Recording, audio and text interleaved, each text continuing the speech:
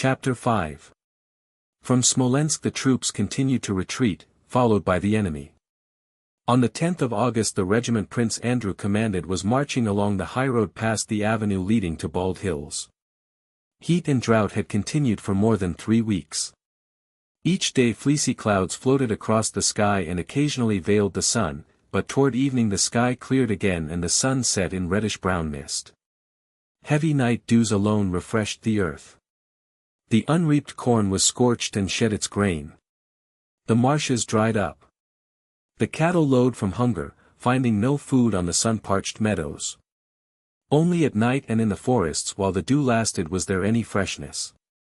But on the road, the highroad along which the troops marched, there was no such freshness even at night or when the road passed through the forest. The dew was imperceptible on the sandy dust churned up more than 6 inches deep. As soon as day dawned the march began. The artillery and baggage wagons moved noiselessly through the deep dust that rose to the very hubs of the wheels, and the infantry sank ankle-deep in that soft, choking, hot dust that never cooled even at night. Some of this dust was kneaded by the feet and wheels, while the rest rose and hung like a cloud over the troops, settling in eyes, ears, hair, and nostrils, and worst of all in the lungs of the men and beasts as they moved along that road. The higher the sun rose the higher rose that cloud of dust, and through the screen of its hot fine particles one could look with naked eye at the sun, which showed like a huge crimson ball in the unclouded sky. There was no wind, and the men choked in that motionless atmosphere. They marched with handkerchiefs tied over their noses and mouths. When they passed through a village they all rushed to the wells and fought for the water and drank it down to the mud. Prince Andrew was in command of a regiment, and the management of that regiment, the welfare of the men and the necessity of receiving and giving orders, engrossed him. The burning of Smolensk and its abandonment made an epoch in his life. A novel feeling of anger against the foe made him forget his own sorrow. He was entirely devoted to the affairs of his regiment and was considerate and kind to his men and officers. In the regiment they called him our prince, were proud of him and loved him. But he was kind and gentle only to those of his regiment, to Timokhin and the like, people quite new to him, belonging to a different world and who could not know and understand his past.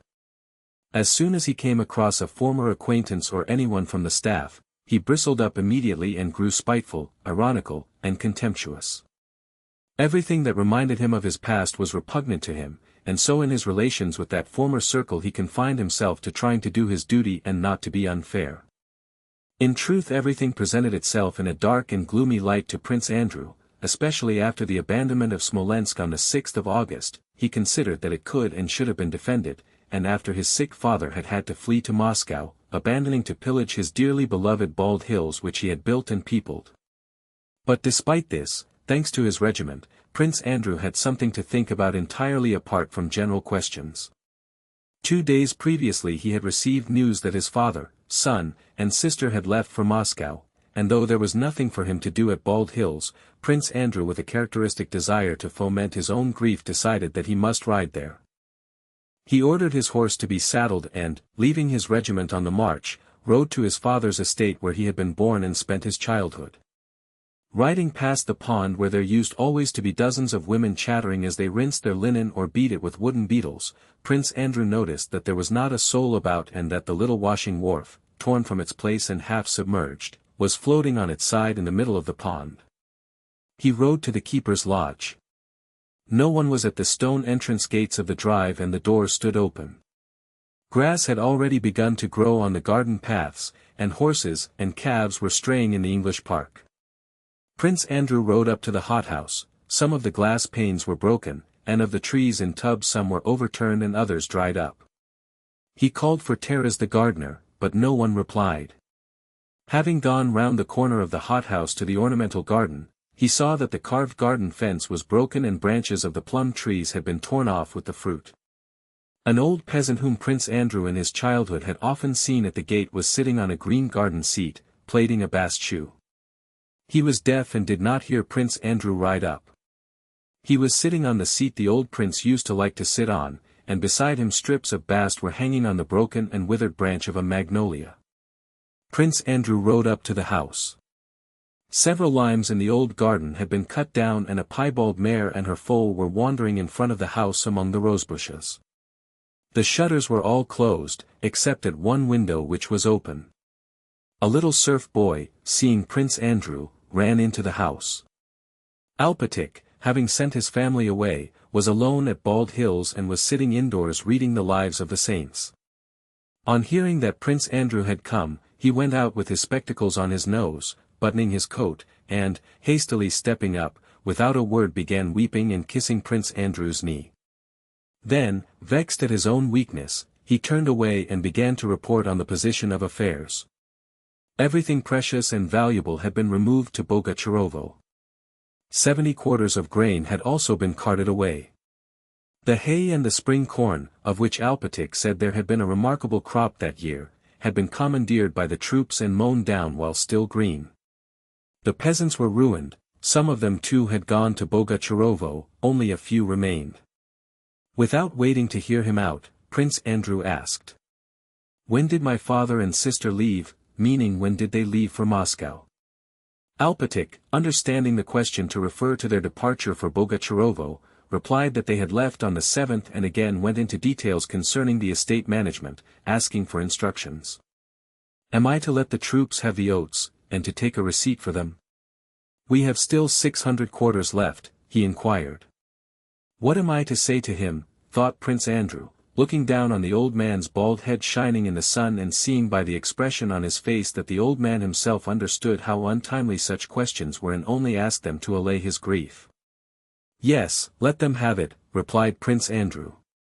"If you noticed some disorder in the garden," said Alpátych, "it was impossible to prevent it. 3 regiments have been here and spent the night, dragoons mostly. I took down the name and rank of their commanding officer, to hand in a complaint about it." "Well, and what are you going to do? Will you stay here if the enemy occupies the place?" asked Prince Andrew. Alpátych turned his face to Prince Andrew, looked at him, and suddenly with a solemn gesture raised his arm. "He is my refuge.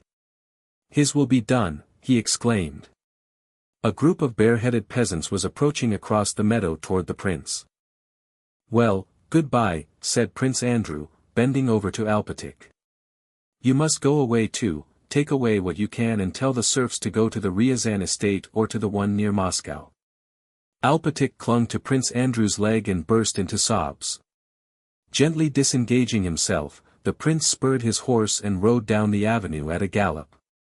The old man was still sitting in the ornamental garden, like a fly impassive on the face of a loved one who is dead, tapping the last on which he was making the bast shoe, and 2 little girls, running out from the hothouse carrying in their skirts plums they had plucked from the trees there, came upon Prince Andrew. On seeing the young master, the elder one with frightened look clutched her younger companion by the hand and hid with her behind a birch tree, not stopping to pick up some green plums they had dropped. Prince Andrew turned away with startled haste, unwilling to let them see that they had been observed. He was sorry for the pretty frightened little girl, was afraid of looking at her, and yet felt an irresistible desire to do so. A new sensation of comfort and relief came over him when, seeing these girls, he realized the existence of other human interests entirely aloof from his own and just as legitimate as those that occupied him. Evidently these girls passionately desired one thing, to carry away and eat those green plums without being caught, and Prince Andrew shared their wish for the success of their enterprise. He could not resist looking at them once more.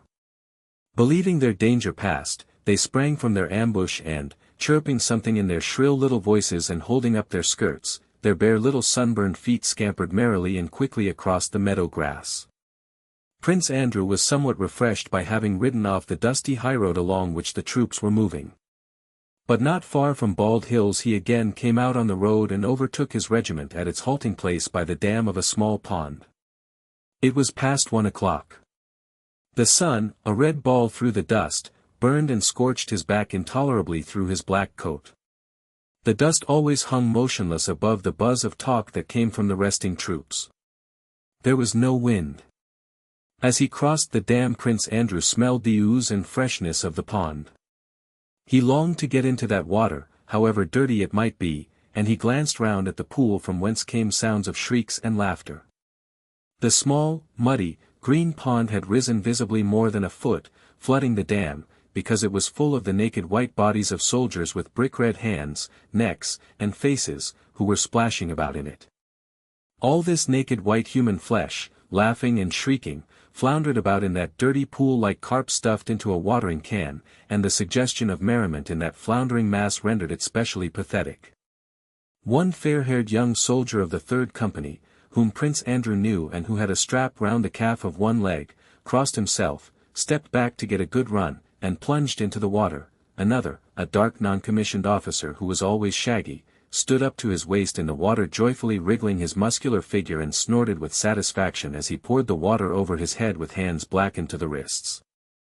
There were sounds of men slapping one another, yelling, and puffing. Everywhere on the bank, on the dam, and in the pond, there was healthy, white, muscular flesh. The officer, Timokhin, with his red little nose, standing on the dam wiping himself with a towel, felt confused at seeing the prince, but made up his mind to address him nevertheless. "It's very nice, Your Excellency. Wouldn't you like to?" said he. "It's dirty," replied Prince Andrew, making a grimace. "We'll clear it out for you in a minute," said Timokhin, and, still undressed, ran off to clear the men out of the pond. "The prince wants to bathe." "What prince?" "Ours," said many voices, and the men were in such haste to clear out that the prince could hardly stop them. He decided that he would rather wash himself with water in the barn.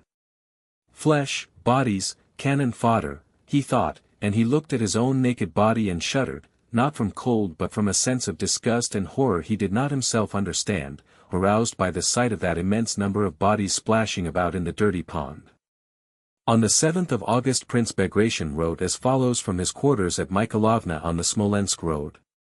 Dear Count Alexis Andreevich, he was writing to Arakcheev but knew that his letter would be read by the Emperor, and therefore weighed every word in it to the best of his ability. I expect the minister, Barclay de Tolly, has already reported the abandonment of Smolensk to the enemy. It is pitiable and sad, and the whole army is in despair that this most important place has been wantonly abandoned. I, for my part, begged him personally most urgently and finally wrote him, but nothing would induce him to consent. I swear to you on my honor that Napoleon was in such a fix as never before and might have lost half his army but could not have taken Smolensk. Our troops fought, and are fighting, as never before. With 15,000 men I held the enemy at bay for 35 hours and beat him, but he would not hold out even for 14 hours. It is disgraceful, a stain on our army, and as for him, he ought, it seems to me, not to live. If he reports that our losses were great, it is not true, perhaps about 4,000, not more, and not even that, but even were they 10,000, that's war. But the enemy has lost masses. What would it have cost him to hold out for another 2 days? They would have had to retire of their own accord, for they had no water for men or horses. He gave me his word he would not retreat, but suddenly sent instructions that he was retiring that night. We cannot fight in this way, or we may soon bring the enemy to Moscow. There is a rumor that you are thinking of peace. God forbid that you should make peace after all our sacrifices and such insane retreats. You would set all Russia against you and every one of us would feel ashamed to wear the uniform. If it has come to this, we must fight as long as Russia can and as long as there are men able to stand. One man ought to be in command, and not two. Your minister may perhaps be good as a minister, but as a general he is not merely bad but execrable, yet to him is entrusted the fate of our whole country. I am really frantic with vexation, forgive my writing boldly. It is clear that the man who advocates the conclusion of a peace, and that the minister should command the army, does not love our sovereign and desires the ruin of us all. So I write you frankly, call out the militia. For the minister is leading these visitors after him to Moscow in a most masterly way. The whole army feels great suspicion of the imperial aide-de-camp Wolzogen. He is said to be more Napoleon's man than ours, and he is always advising the minister. I am not merely civil to him but obey him like a corporal, though I am his senior. This is painful, but, loving my benefactor and sovereign, I submit. Only I am sorry for the emperor that he entrusts our fine army to such as he. Consider that on our retreat we have lost by fatigue and left in the hospital more than 15,000 men, and had we attacked this would not have happened. Tell me, for God's sake, what will Russia, our mother Russia, say to our being so frightened, and why are we abandoning our good and gallant fatherland to such rabble and implanting feelings of hatred and shame in all our subjects? What are we scared at and of whom are we afraid? I am not to blame that the minister is vacillating, a coward, dense, dilatory, and has all bad qualities. The whole army bewails it and calls down curses upon him. Chapter 6. Among the innumerable categories applicable to the phenomena of human life one may discriminate between those in which substance prevails and those in which form prevails. To the latter, as distinguished from village, country, provincial, or even Moscow life, we may allot Petersburg life, and especially the life of its salons. That life of the salons is unchanging. Since the year 1805 we had made peace and had again quarrelled with Bonaparte and had made constitutions and unmade them again, but the salons of Anna Pavlovna and Helene remained just as they had been, the one 7 and the other 5 years before. At Anna Pavlovna's they talked with perplexity of Bonaparte's successes just as before and saw in them and in the subservience shown to him by the European sovereigns a malicious conspiracy, the sole object of which was to cause unpleasantness and anxiety to the court circle of which Anna Pavlovna was the representative. And in Helene's salon, which Rumiantsev himself honored with his visits, regarding Helene as a remarkably intelligent woman, they talked with the same ecstasy in 1812 as in 1808 of the great nation and the great man, and regretted our rupture with France, a rupture which, according to them, ought to be promptly terminated by peace. Of late, since the emperor's return from the army, there had been some excitement in these conflicting salon circles and some demonstrations of hostility to one another, but each camp retained its own tendency. In Anna Pavlovna's circle only those Frenchmen were admitted who were deep-rooted legitimists, and patriotic views were expressed to the effect that one ought not to go to the French theatre and that to maintain the French troop was costing the government as much as a whole army corps. The progress of the war was eagerly followed, and only the reports most flattering to our army were circulated. In the French circle of Helene and Rumiantsev the reports of the cruelty of the enemy and of the war were contradicted and all Napoleon's attempts at conciliation were discussed. In that circle they discountenanced those who advised hurried preparations for a removal to Kazan of the court and the girls' educational establishments under the patronage of the Dowager Empress. In Helene's circle the war in general was regarded as a series of formal demonstrations which would very soon end in peace, and the view prevailed expressed by Bilibin, who now in Petersburg was quite at home in Helene's house, which every clever man was obliged to visit, that not by gunpowder but by those who invented it would matters be settled. In that circle the Moscow enthusiasm, news of which had reached Petersburg simultaneously with the emperor's return, was ridiculed sarcastically and very cleverly, though with much caution. Anna Pavlovna's circle on the contrary was enraptured by this enthusiasm and spoke of it as Plutarch speaks of the deeds of the ancients. Prince Vasily, who still occupied his former important posts, formed a connecting link between these two circles. He visited his good friend Anna Pavlovna, as well as his daughter's diplomatic salon, and often in his constant comings and goings between the two camps became confused and said at Helene's what he should have said at Anna Pavlovna's and vice versa. Soon after the emperor's return Prince Vasily in a conversation about the war at Anna Pavlovna's severely condemned Barclay de Tolly, but was undecided as to who ought to be appointed commander-in-chief. One of the visitors, usually spoken of as a man of great merit, having described how he had that day seen Kutuzov, the newly chosen chief of the Petersburg militia, presiding over the enrollment of recruits at the treasury, cautiously ventured to suggest that Kutuzov would be the man to satisfy all requirements. Anna Pavlovna remarked with a melancholy smile that Kutuzov had done nothing but cause the emperor annoyance. I have talked and talked at the assembly of the nobility, Prince Vasily interrupted, but they did not listen to me. I told them his election as chief of the militia would not please the emperor. They did not listen to me. It's all this mania for opposition, he went on. And who for? It is all because we want to ape the foolish enthusiasm of those Muscovites, Prince Vasily continued, forgetting for a moment that though at Helene's one had to ridicule the Moscow enthusiasm, at Anna Pavlovna's one had to be ecstatic about it. But he retrieved his mistake at once. Now, is it suitable that Count Kutuzov, the oldest general in Russia, should preside at that tribunal? He will get nothing for his pains. How could they make a man commander-in-chief who cannot mount a horse, who drops asleep at a council, and has the very worst morals? A good reputation he made for himself at Bucharest. I don't speak of his capacity as a general, but at a time like this how they appoint a decrepit, blind old man, positively blind. A fine idea to have a blind general. He can't see anything. To play blind man's buff. He can't see at all. No one replied to his remarks. This was quite correct on the 24th of July. But on the 29th of July Kutuzov received the title of prince. This might indicate a wish to get rid of him, and therefore Prince Vasili's opinion continued to be correct though he was not now in any hurry to express it.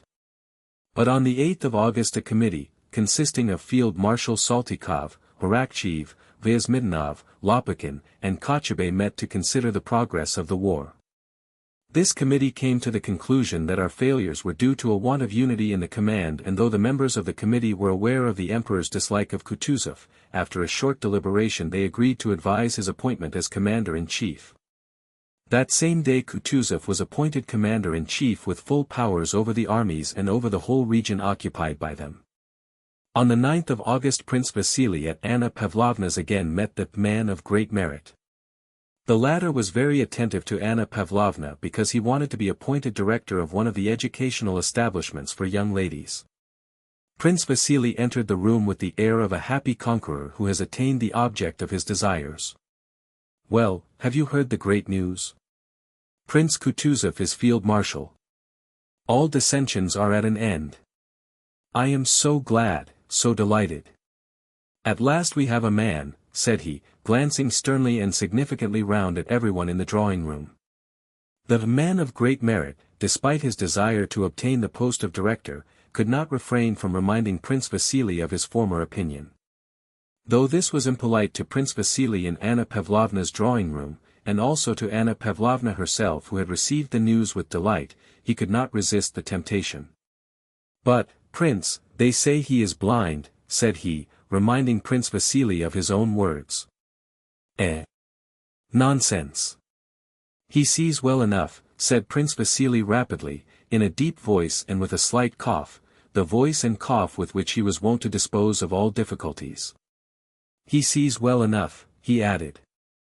And what I am so pleased about, he went on, is that our sovereign has given him full powers over all the armies and the whole region, powers no commander-in-chief ever had before. He is a second autocrat, he concluded with a victorious smile. God grant it. God grant it, said Anna Pavlovna. The man of great merit, who was still a novice in court circles, wishing to flatter Anna Pavlovna by defending her former position on this question, observed. It is said that the emperor was reluctant to give Kutuzov those powers. They say he blushed like a girl to whom Joconde is read, when he said to Kutuzov, "Your emperor and the fatherland award you this honor." Perhaps the heart took no part in that speech, said Anna Pavlovna. Oh, no, no, warmly rejoined Prince Vasily, who would not now yield Kutuzov to anyone. In his opinion Kutuzov was not only admirable himself, but was adored by everybody. No, that's impossible, said he, for our sovereign appreciated him so highly before. God grant only that Prince Kutuzov assumes real power and does not allow anyone to put a spoke in his wheel, observed Anna Pavlovna. Understanding at once to whom she alluded, Prince Vasily said in a whisper. I know for a fact that Kutuzov made it an absolute condition that the Tsarevich should not be with the army. Do you know what he said to the emperor?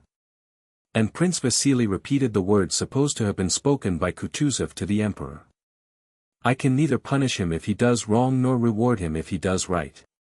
Oh, a very wise man is Prince Kutuzov. I have known him a long time. They even say, remarked the man of great merit, who did not yet possess courtly tact, that His Excellency made it an express condition that the sovereign himself should not be with the army. As soon as he said this both Prince Vasily and Anna Pavlovna turned away from him and glanced sadly at one another with a sigh at his naivete.